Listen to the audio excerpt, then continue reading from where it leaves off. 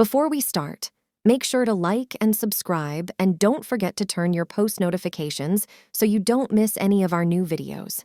And now let's get right into it. It was a beautiful summer evening. Paul was happy. No more exams. College was finished now. He needed a job. He wanted to be a writer and work for a newspaper. But first, he needed a rest. It was hot in the house. There was no wind. "I'll go for a walk," said Paul to himself. "I'll go down to the river." Paul lived in a small town, and he was soon outside in the country. He walked near the river and watched the water birds. Suddenly, he saw the girl. She was standing alone, looking into the water. She was young and very beautiful. She had long, dark hair, and she was wearing a pretty white dress. Paul went up to her. "Hello, you said what's your name? I'm Maria," she said, and she smiled at him. Paul and Maria talked for a long time. The sun went down.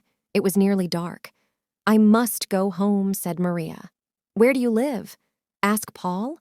"In the big white house on the hill," said Maria. "Where do you live?" And the little brown house near the market said, Paul they loved, but Paul was sad. The house on the hill was big and important. Maria was rich, and he was poor, and Paul was in love.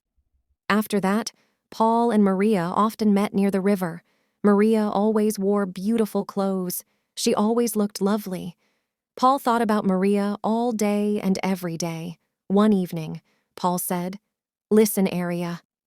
I've written a poem about you." He took a piece of paper from his pocket and read the poem.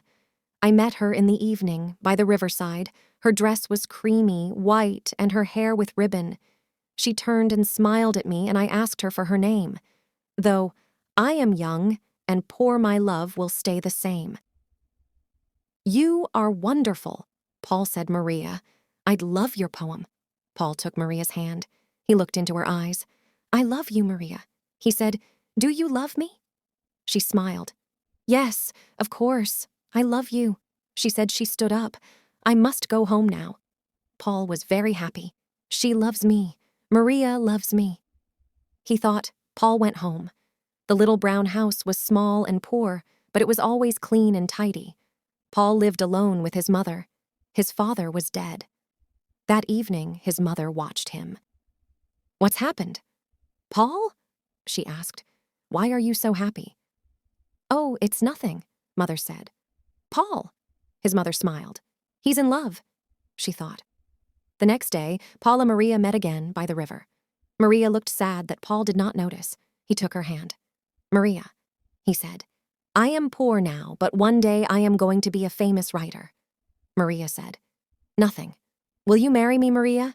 Say yes, we will be so happy." And he stopped. Maria looked at him for a moment.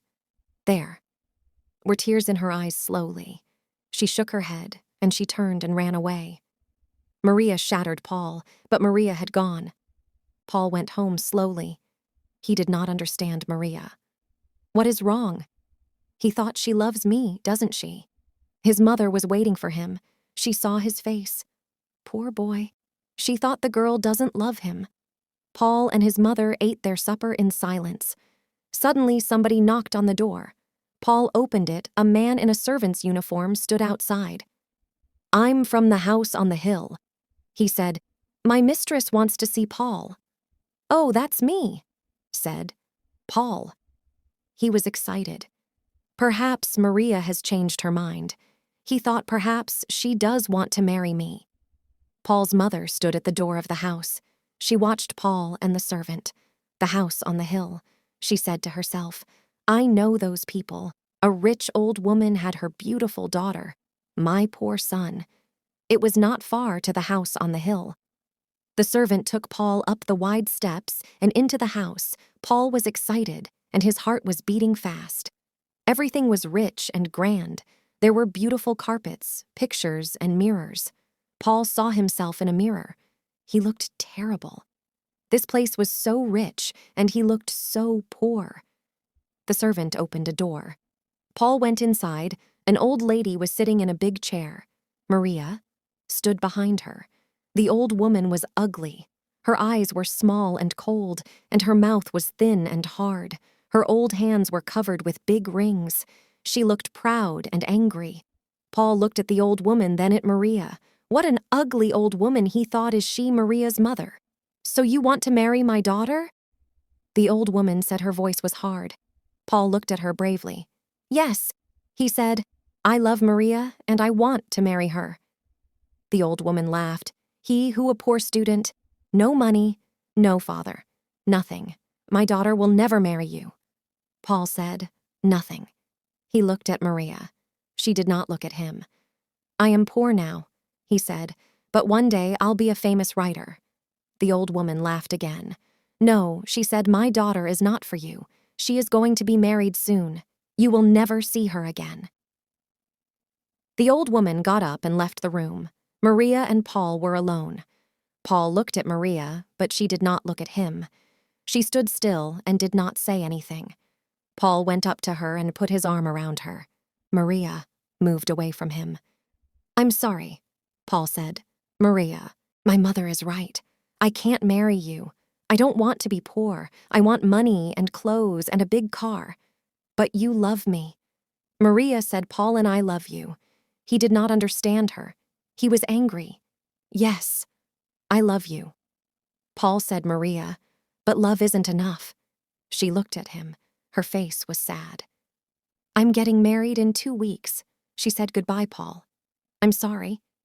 Paul left the big house and ran down the hill to the river. He sat there for a long time. Maria loves me.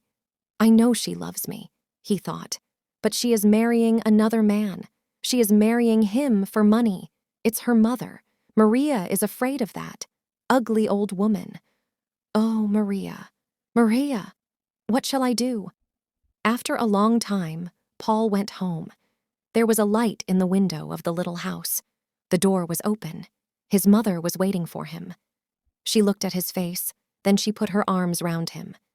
They are bad people. My son, she said, you must forget her. For many days. Paul did not see any of his friends. His mother was worried about him. He did not talk to her. He did not eat or sleep. He often went to the river and sat there alone all the time. You thought about Maria. One day, he saw a headline in the newspaper, Rich Man's Beautiful Bride. There was a picture of Maria and her husband. She was wearing a long white dress and a diamond necklace. Her husband was old and fat. Paul turned the newspaper over angrily.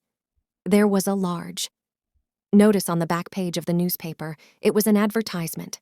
Paul sat down and read the advertisement carefully. Story competition, brighter story, and win a prize. Our story competition offers a chance to young writers to win recognition and earn money. Stories can be on any theme, but must not be longer than 1,500 words. Send your entry to this newspaper before the end of the month. First prize, £500, 10, other prizes of $50. This is my chance. He said to himself, all right, the story of Paul and Maria, and I'll win the competition. She'll read our story and she'll be sorry. Paul was very busy, now, every day. He got up early and worked at his story. His mother watched him. She was pleased. He was eating his food again. He was talking and smiling. Sometimes Paul felt pleased with his story. It was a good story. But sometimes it was difficult to write. He was unhappy, and he wanted to stop writing, but he did not stop at last. The story was finished. Paul read it to his mother. She was very pleased. Why? It's a good story, Paul. She said, it's very good. Paul wrote the story out again, carefully, and sent it to the newspaper. 2 weeks later. A letter came from the newspaper. Paul did not open it. He was too excited. He gave it to his mother. You read it for me. Mother, he said. His mother opened the letter and read it. Read it yourself, she said, and gave it to him. She was laughing and crying to Paul. Read the letter. Dear sir, I am very happy to inform you that you have won first prize in the story competition. If you would kindly call at this office on Thursday at 10 a.m., the manager will present you with your prize. Paul jumped up. He danced around the kitchen and waved the letter from the newspaper. I've won, he shouted, Mother. I've got the prize. I'll be a writer. We'll have some money at last. I'll buy you a new dress and some furniture for the house." He stopped Will Maria. "See my story in the paper?" he asked. His mother looked at him. She was not smiling. Now. "Do you still love that girl, Paul?" she asked. "Yes," Mother said Paul. "I'll always love her." On Thursday, Paul went to the newspaper office. The manager was very friendly. "Your story is good," he said. "Very good indeed. Here's the prize money." He gave Paul an envelope. $500. Paul did not believe it. He thanked the manager and started to go. "Don't go," said the manager. "I want to talk to you." "What's your job?" "I haven't got a job." "Sir," said Paul, "I want to be a writer." "Good," said the manager. "We need young men, like you, come and work on our newspaper." "Paul's very surprised you want me on your newspaper. Yes, of course, I'll come." He said Paul loved his work on the newspaper. He worked hard, but he did not forget Maria. One day, a reporter came into the office. The manager was very friendly. "Your story is good," he said. "Very good indeed. Here's the prize money." He gave Paul an envelope. 500. Paul did not believe it. He thanked the manager and started to go. "Don't go," said the manager. "I want to talk to you." "What's your job?" "I haven't got a job." "Sir," said Paul, "I want to be a writer." "Good," said the manager. "We need young men, like you, come and work on our newspaper." Paul's very surprised. "You want me on your newspaper?" He worked hard, but he did not forget Maria. One day, a reporter came into the office. "Listen, everybody," he said. "Here's a story for the paper. Do you remember that beautiful girl Maria and her rich husband? It was a photograph of the wedding in our paper. She ran away from her husband last week. Everybody in the office stopped talking. This was news." Paul sat still. He felt cold. Maria left her husband. You thought why they were married only a few months ago. The reporter was still talking. "The girl's mother died last week." He said, "She heard the news, and the shock killed her." That ugly old woman, thought Paul. "The mother was rich, wasn't she?" somebody asked. "Oh, yes, she was very rich," said the reporter. "Maria will have all our money, of course, and her husband gave her a lot of money, clothes, jewels, and a car. Maria is a very, very rich woman." "I don't like rich women," said another reporter. "Maria is rich," said Paul, "but she is also gentle and kind," and he stopped. "To know Maria?" the reporter asked. "Yes," so Paul quietly. "I know Maria." "Well," said the reporter, "somebody must go to her mother's funeral. We need a report about it for the paper. Why don't you go, Paul?" Paul went to the funeral the next day. It was a long way to the church, but he walked. He wanted to think Maria loved me. He thought, but she married another man. Why? Because she was afraid of her mother, but now her mother is dead. Paul was happy and he was sad. He was at the church. Now crowds of people were there. It was a big funeral. There were many big black cars outside the church, and the first one was the coffin. There were a lot of flowers on the coffin and on the roof of the car. Paul stood at the back of the crowd. He took out his pencil and paper. He wrote about the cars and the people. Then he saw Maria. She was wearing a black dress. She looked sad, but very beautiful. She was standing alone. Nobody spoke to her. Nobody went near her. The man next to Paul spoke. Most the daughter. He said she's a bad woman. She left her husband and it killed her mother. Look at her.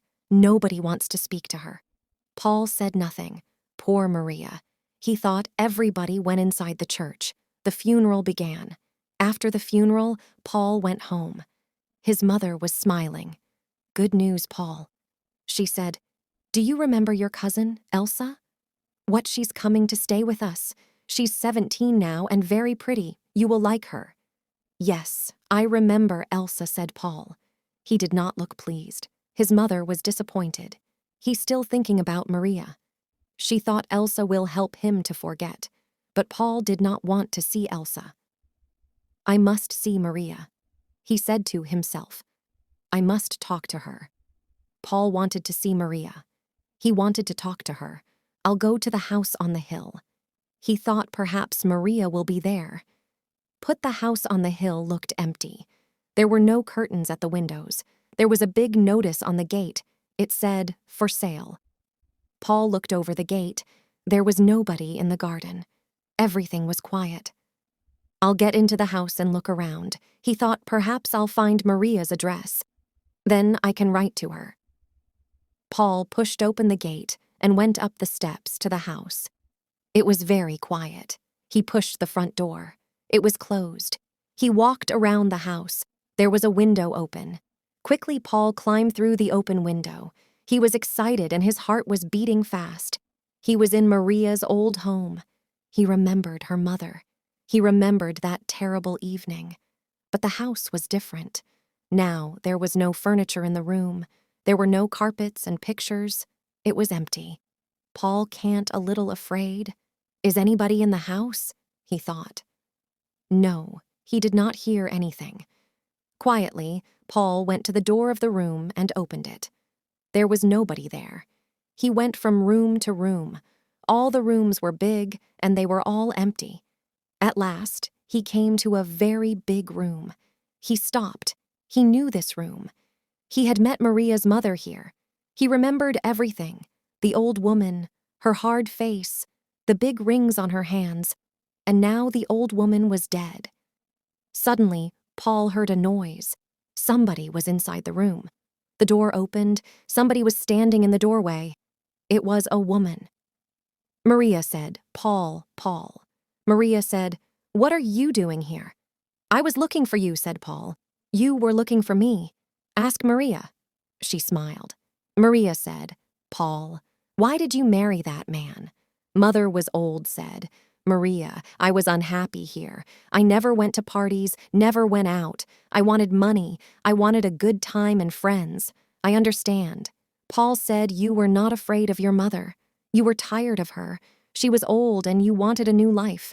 But why did you leave your husband?" "My husband said Maria at that old man.